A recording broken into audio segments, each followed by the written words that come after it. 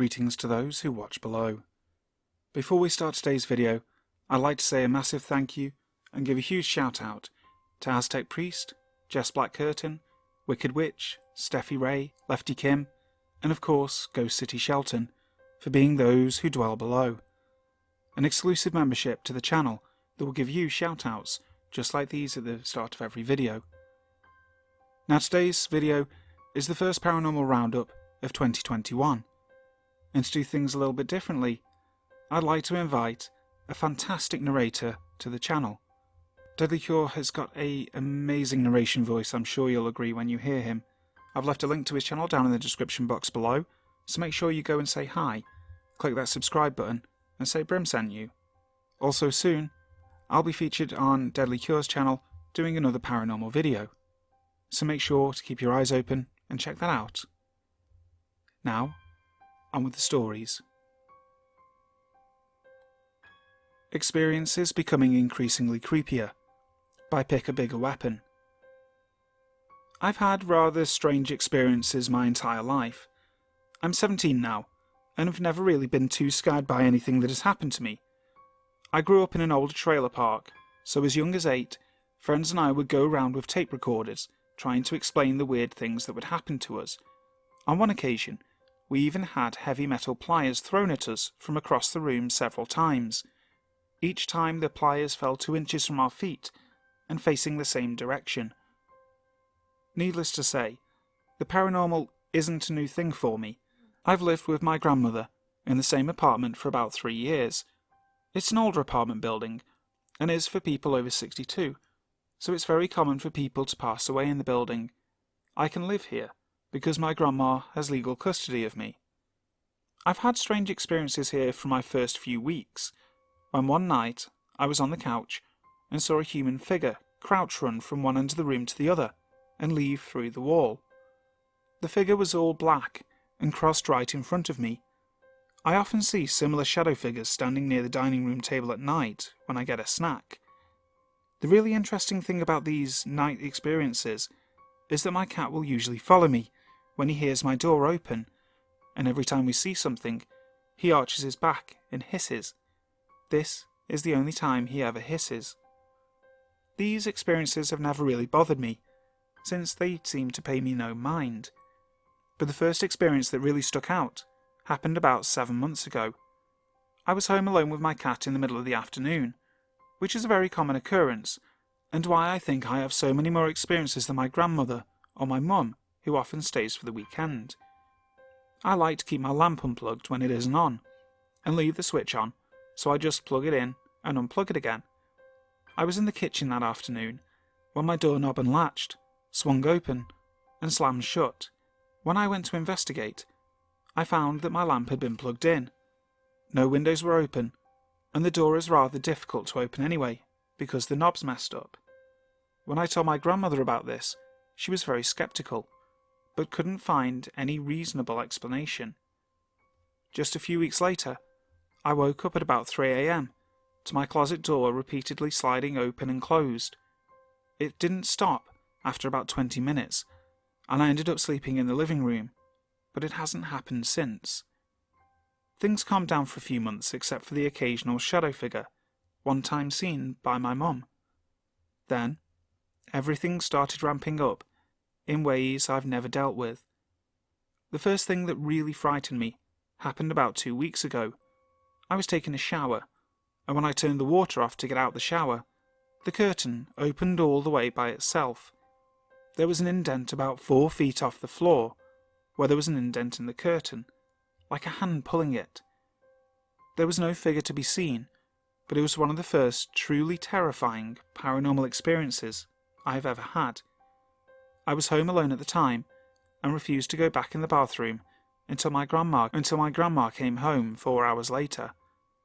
Then, exactly a week ago, I was in the bathroom around 3 AM with my cat, when we heard someone pacing outside of the door. I say we, because my cat became very alert. We heard the trash can being used. Then, we heard it, right outside the door. The knob started turning, and I said, "Wait a minute, someone's in here," because I thought it was my grandma. I opened the door, and there was nothing there. Even my cat kept looking around trying to find it, and my grandma was asleep. I could hear the same footsteps outside of my closed door until I finally fell asleep. Most recently, last night, I was again in the bathroom around 3 a.m. I heard footsteps come from my grandma's room to outside the door. The knob started turning, and again I said that someone was in there. But this time, the knob kept wiggling for a few seconds until the door swung open, with no sign of anyone there. These past 3 experiences are really the only ones in my life that I've been particularly disturbed by. I don't know if this is something just wanting attention, or perhaps some sort of poltergeist.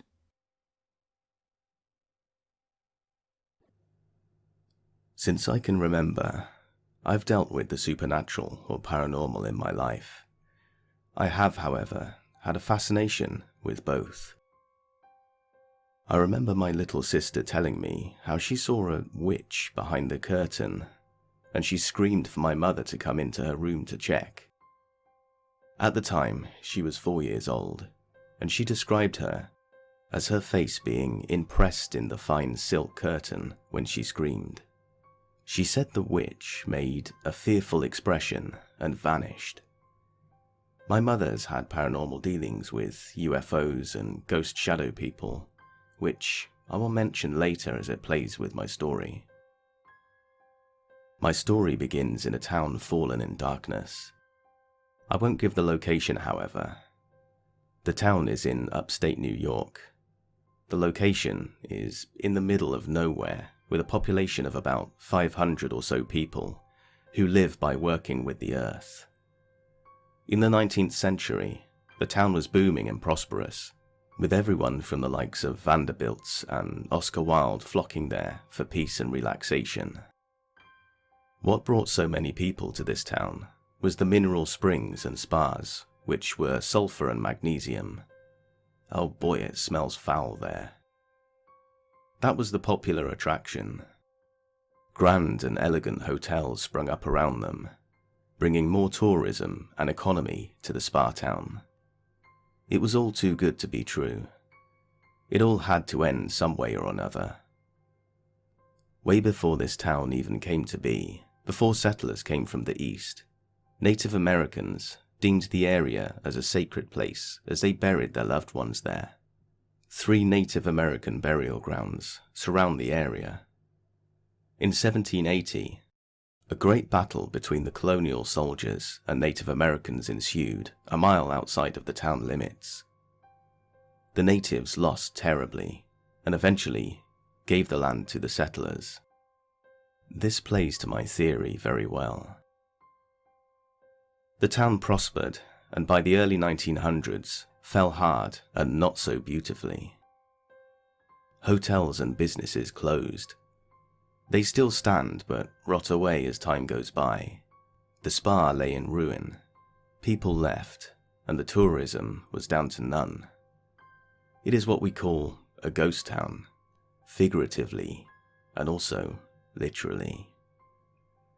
Some haunted places around the area are the Beekman Mansion, which is believed to have been known to have haunted bloody footprints on the steps. It was owned by a judge or political figure at the time. An apartment building is believed to be haunted. The Columbia Hotel is known to have its haunted elevators move on its own. And of course, the famous and now defunct Adler Hotel.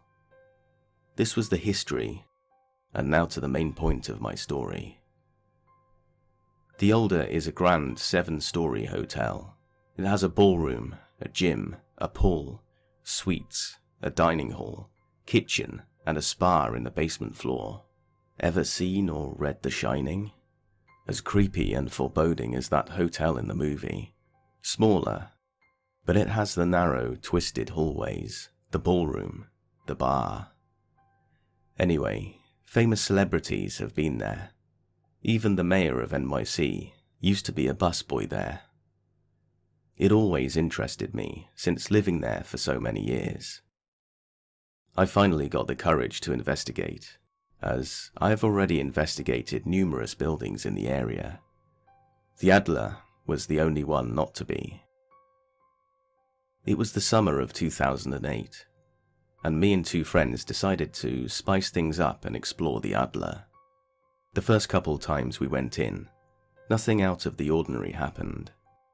But let me tell you, being in there is like being in another dimension. You step in there, and the air is heavy, dark, damp, and what bugged me the most was how quiet it was. So quiet, you wouldn't even hear the echo of your footsteps in big empty rooms like the ballroom. We had flashlights to make sure there wasn't some sort of mass blocking reverberation, but there wasn't anything that I could put my finger on. By the fourth or fifth time we went in to investigate, it went the same really, but later on, it got weirder. My friend began to tell me how someone in this hotel was shot in the attic, and the bullet hole was still in the wall up there. We decided to go and find out. We climbed the steps, and it grew heavy up there. We finally reached the attic. What a pain it was to find it. And up there, we found a hospital bed and various junk. We looked at the wall, and there was a giant hole as if someone took it out on purpose. Who knows? We went downstairs afterwards, and we came to the dining room. The dining room was full of tables that were blocking the doorway. They were already there. We had to go under them to get to the next room. We finally reached the lobby, and that's when it all began. My friend said stop. We listened, and we heard someone walking up the steps that we came. As the three of us were all accounted for, we got the hell out of there. Weeks went by until I went in again. This time, it was a different group of friends of about 6 people. I told another friend about the hotel. He was as interested in the paranormal as I was, and told me about his ghost escapades in Long Island, and was usually good at telling if a place was haunted or not. The 6 of us went there as soon as we got in. He said, "Oh man, it's haunted." We found several cold spots in the hallways. He pointed them out. As things went on normally, soon it came to be not so. We began to split up and were fooling around after a while. I saw my friend Joe hiding behind a corner and ran down the other side and hid again. I went to investigate, and he smacked me with his coat as a joke and ran away. I laughed, cussed, and told him to come back. As he was walking down the hallway, I saw someone behind him. There, a woman with a pale complexion, no eyes, blonde or white hair, and the most devilish smile I have ever seen, was right behind him for a brief moment. I ignored it as just being my imagination. We continued, and I would walk past the hallways, and in the corner of my eye, I would see her down them. Again, I would ignore them. Then, I heard everyone in frantic conditions, mostly from this girl in our group who saw a woman in a mirror. That's when I knew I wasn't just seeing things. We felt cold spots, and that's when we finally left that dreaded place. That night, I felt drained and tired and fell asleep as soon as I got home. A day later, my friend from Long Island told me how he felt when he got home, and he had the same thing. He said the ghost must have attached to him and said the same thing to me. More things occurred at my home. I began to see shadow people in my house, but mostly in my room. One night, I was drifting off to sleep when I heard a noise or creak and sensed someone standing over my bed watching me. I then saw a shadow on the wall that shouldn't have been there. The only thing illuminating my room was the soft glow of my alarm clock. It was the shadow of a human. I got my pillow and blanket and slept down in the living room. A week or so went by, and my mum brought up how she had also seen shadow people in the hallways. I was actually quite thrilled because I thought it was just my imagination again. She went on to describe it as Grandma coming back to see us, but I think it's something else. I have some more thoughts to give. I would have endless conversations with my college friend Jim about ghosts, the spirit world, and the spa town. He went on to say that because the town had natural springs, it's on a nexus which attracts spirits and ghosts to the area. To make things worse, the springs are sulfur, which is composed of negative energy and makes mean spirits. And since the town is surrounded by 3 native burial grounds, doesn't help the paranormal activity either. The spa town is basically a gateway for the other world.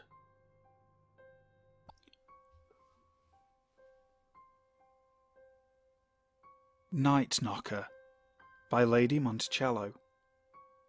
Many years ago, I was separated from my husband and living alone in our remote Michigan country home. This weekend our children were at his home staying with him. I'd worked a long international 3-day trip and had commuted home from Chicago O'Hare. It was late when I arrived home tired. I took my luggage in, dropping it by the front door. I grabbed a snack and answered a call from a relative. Then, I headed straight to the bathroom and drew a hot bubble bath. I shut the shades before getting into the tub, even though there's nothing but woods behind my home for 3 miles. I was relaxing in the hot water when I was jolted alert by hard banging on my front door. The outside screen door was metal, and the noise it made was very loud. It travelled down the halls and through the closed bathroom door. It continued with an urgency. Bang, bang, bang. In 3s the loud knocking went. I grabbed a towel, and feeling annoyed at the rude loud knocking, I thought to myself only my mother would knock so loudly, and she's probably not alone, so I better get dressed. I quickly put my uniform back on. I went to the front door, and as I turned the corner, the knocking suddenly stopped. As I reached for the door handle to throw open the door, the hair on the back of my neck went up. I felt a cold chill go over me, and a sudden feeling of doom. I pulled my hand away from the door handle and up to the porch shade to peer out into the night. I expected to see my mother, but my porch was empty. I turned on the light and looked out to my driveway, which was empty too. I looked to my right at my other driveway to my barn, and that too was empty. I picked up my phone and called my mother as I peered from my entranceway out into the night. I told my mother what had happened as I stood there looking out. As we spoke, behind me I heard the sound of my hall closet door handle turning ever so slowly, and I turned to see it swing open. I screamed so loud that my mother yelled, asking if someone was killing me. I said no, the closet just opened on its own. She told me to go look inside. My legs didn't want to move. I was about 8 feet from the closet. I was finally able to look in. It was full of coats, and no room for a real person in there. My heart was racing. I was now fearful, and I called my neighbour to shine his lights on the house. He drove down after a long 15 minutes. My mother stayed on the phone with me until he arrived. I did not investigate. I grabbed my suitcase still by the door while my neighbour, who lived 2 miles away, was in my driveway. I got in my Tahoe and left. Whatever it was that night felt evil.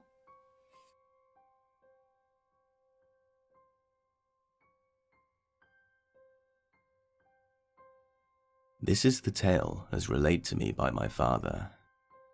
He swears it's entirely true, and has talked about it much over the years. My grandfather has backed up the elements of the story known to him. As a young man in 1982, before he met my mother, my father read law at Liverpool University in England.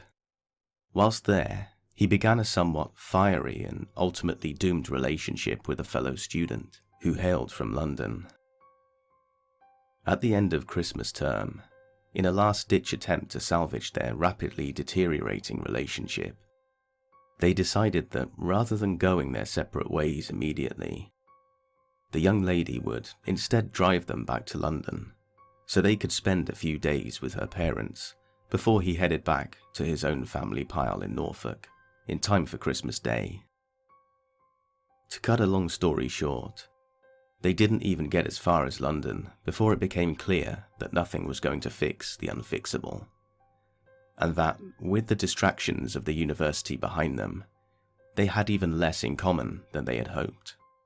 The relationship officially ended at the Watford Gap service station on the M1 motorway in Northamptonshire, where, by mutual consent, my father alighted from his now ex-girlfriend's Austin Allegro, and she drove off without so much as a glance in the rearview mirror. By now, it was tea time, and my father was at least 100 miles from home. He phoned his father and explained the situation, and his father said that yes, he could come and get him, but not until the following day because he'd been drinking wine all afternoon with friends at the golf club, and mother didn't drive. As you can imagine, my father was not in the best of moods. Having been dumped by his girlfriend and temporarily abandoned by his father, rather than spending the night at the service station, my father, being a man of some means, even as a student, determined that he would see if there were more amenable lodgings elsewhere. So he set off across some fields behind the service station and headed for the lights of the nearest village, which turned out to be a little settlement called Watford. Here he came across an old inn from the Georgian era called the Henley Arms, where he was able to order some dinner, a couple of beers, and a bed for the night. However, he was awoken by the sound of giggling coming from somewhere in his room. He immediately turned the light on, but no one was there. Puzzled, he went to check the time before trying to get back to sleep. He found that his watch was no longer on his bedside table. It was a really expensive Omega that his father had given him for passing his A-levels, and so he immediately panicked and began to search the room to find it. It was nowhere to be found. The bedroom door was locked from the inside, with the key still in the lock, so it was clear that no one could have sneaked in and stolen the watch. My father was now so angry and confused that he struggled to get back to sleep. Eventually, he did fall asleep, however, and when he awoke, he found his watch on the bedside table, exactly where he had originally placed it. The watch had stopped around 3 a.m, which again was strange, as he always wound it before bed. At breakfast, my father raised the curious incident with the landlord, who expressed no surprise whatsoever. The landlord told him, matter-of-factly, that it must have been patches. According to the landlord, similar goings-on had occurred there for hundreds of years, prompting numerous investigations, including a famous one by Sir Arthur Conan Doyle. The landlord said that Patches was most likely the spirit of a young woman, and while she was somewhat mischievous, she never did anyone any harm. Some hours later, my father was reunited with his own father and returned home safely to Norfolk.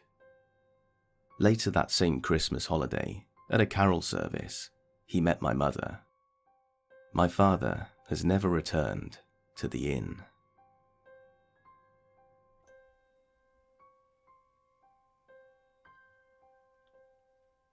My Biggest Paranormal Experience by a Kitty 18. To start off with, I'm a 19-year-old female, and at the time of this story I was around 15. I want to make it clear that I am a very spiritual person, and I've had many encounters with the paranormal before, but this one was the most terrifying yet. Every year for work, my mother has a convention at a hotel that was built in the late 1700s. The place is massive and overall elegant. Since her work has been going there for years, our family gets a discount whenever we want to venture there for a vacation. This was my first time at the hotel, and I instantly loved it. With me was my father, brother, and of course my mother. When we first got into our room, there was just a feeling of dread whenever I entered the room alone, so I tried to only go in there with my brother. We had a lot of fun eating gourmet food, getting a spa treatment, and wandering around the hotel grounds. I was outside one day with my camera, and decided to take a picture of the main building. As I was looking through the camera, I noticed tiny windows at the top of the building. Nothing unusual, just windows to the old maid's quarters, my mum said. But I still got a weird feeling from just looking at them, and it didn't help that most of the windows were broken, or even open in the dead of winter. One night after dinner, my mother and I decided to walk around the interior of the hotel, while my brother and dad rested in the room. It was around 8 p.m, and there were very few people, especially if you strayed away from the main entrance. We took our time walking around and looking at various rooms, including a movie theatre that we both refused to enter. Before we headed to bed, we decided to go to the very top floor to look out some of the windows to get a better view of the town below. We entered the nearest elevator and pressed floor 16. As we were going up, my brother called to ask us where we were, and my mum and him started chatting. All of a sudden, the elevator doors opened, and we were both frozen in place. The door opened, and we both got hit with an incredibly cold breeze, along with a pitch-black room. We both immediately pressed a different floor, because we could sense that we weren't supposed to be there. I squeezed my eyes shut, because I was so scared something was going to jump out at me. Suddenly the doors close, and we both start to relax. But all of a sudden, the numbers on the elevator's display panel started going crazy. It was rapidly displaying 2, then various other numbers, including those that weren't even listed as a button on the elevator. I got so scared, and my mother and I were hanging on to each other in complete terror. By this time my mother was off the phone with my brother, and we had no idea what was going on. All of a sudden, the panel displays 4:15, and the doors open up. Not wanting to stay in the elevator, we decided to use the stairs. As we started making our way to the stairs, I start to feel a presence behind us. I let my mother know what I'm sensing, and she just tells me not to look back and to walk as fast as possible. That statement freaked me out even more, because my mother usually doesn't feel that kind of energy. As we're making our way down the stairs, I decide to look back, and what I saw will stick with me forever. I saw a tall, black mist-like shadow figure a few feet behind us. It didn't have any features and seemed to stand still. We kept running until we hit the main floor, and we could hardly breathe. We decided to look at the elevator to see if the floor we selected had an employees only sign, but it didn't. On our way back to our room, we figured out that we must have accidentally made our way up to the old maid's quarters, which sent chills up my spine. My mother also came to the conclusion that the cold air must have just been the winter air making its way through the broken and open windows.